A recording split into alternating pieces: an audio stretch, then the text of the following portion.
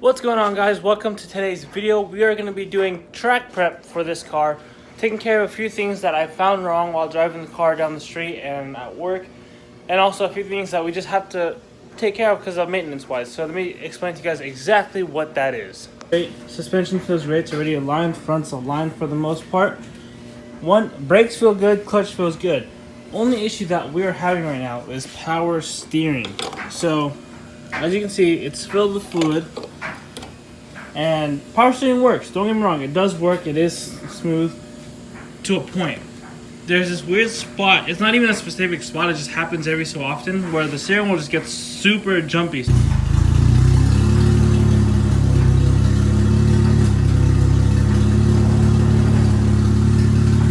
So it's like, I can be turning it smooth one way, turning it smooth again the other way, and I don't know, it start getting jumpy, so as I'm turning it's like and it shakes the crap out of the steering wheel, shakes the crap out of the wheels.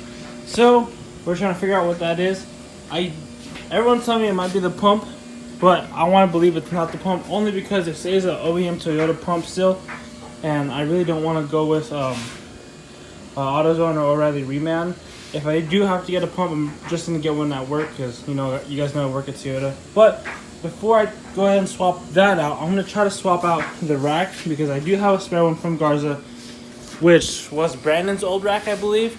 But since we do have that spare rack, we don't have to spend any money on that. We're just gonna go ahead and put that in first, see if that solves our issue, because RJ thinks it might be a bad rack because like maybe there's a chipped tooth or something. But nonetheless, we're going to swap that out first, and if that doesn't solve a problem, then we'll go ahead and swap out the pumps. And besides that, we got some oil right there. We got our VR1 2050 oil and our Can-Am oil filter. We're going to change the oil to the good oil, because right now, if you guys remember, it just has some O'Reilly's brand oil, house brand oil, just to get it running. And now that we know it's running, it's all good. We can go ahead and put good oil in there, good oil filter, and get it ready. So we're just gonna start with swapping the power steering rack, and I'll time lapse that for you guys. Another reason why I want to say it's possibly the rack and not the pump was because with that power steering pump, we had it in the FC and we had no problems whatsoever. We've never ran this rack before, and as you can see, it is leaking. I did clean this, degreased it, brake cleanered it, 100% clean, and it's leaking again. So that's my reason to believe that possibly we have a bad rack. So yeah, let's go ahead and jump to that.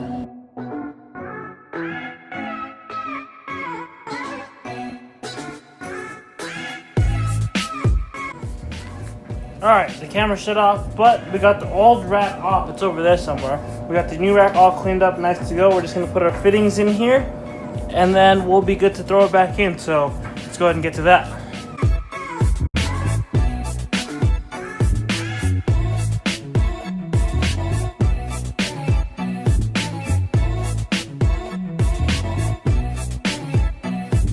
I think that fixed our problem. We swapped out the rack, as you guys saw, kept the stock OEM pump that came with the motor, and we're having no more problems.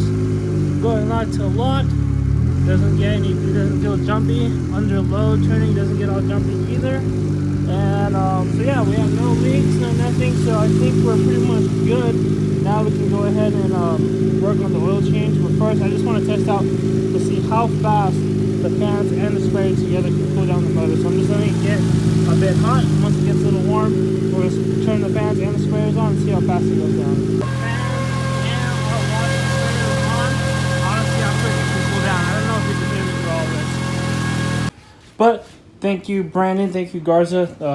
I actually got this rack from Garza a while ago, and it was Brandon's old rack. So that saved us with our power steering issues. Car cooled down really quickly, so our sprayer system seems to be fine. So I think we're all set to go. I don't think there's any other issues that that I found so far. Everything seems to check out okay. So we're gonna go ahead and drain the oil. We're gonna let it cool down a little bit. We're gonna drain the oil and then do the oil change. They don't care how good of a mechanic you are. No one can pull out a drain plug without getting oil all over the hand. I beg to differ. Let's give this a shot. Oh, I failed. It's all over my hand. And ow, it's hot. Well, that is our O'Reilly's oil. We can let all that drain out. And we got a nice VR1 to put in. Gonna grab our filter, our oil. We already got the drain plug back in. Gonna put the filter back on there. We got the old filter off. Then we can pour it in. All right, guys. So we got the oil change done, the rack swapped out, and our power steering issue is finally resolved. As you can see, car's in the garage. The garage is shut. It's not even nighttime, but I was driving around, and the car was idling outside. And I have a very, very not cooperative neighbor, I'll say, and he came out when the car was idling so I can make sure there was no leaks. So, and he said he couldn't breathe or something, so I turned it off out of respect. I'm like, all right, you know what? I'm gonna call it a day. We got everything done. Pull into the garage, and as I obviously had to turn it back on and back into the garage, and well, he came back out again with a phone in his hand talking to someone. So I'm pretty sure he called the cops on us, but whatever, not a big deal. Car's in the garage. We got everything resolved. We're all good. So couldn't ask for a better day with this car. So that being said, alignment's all good. Power steering issue is fixed. Oil change is done. Washer spares done, resolved. No more issues of it siphoning out.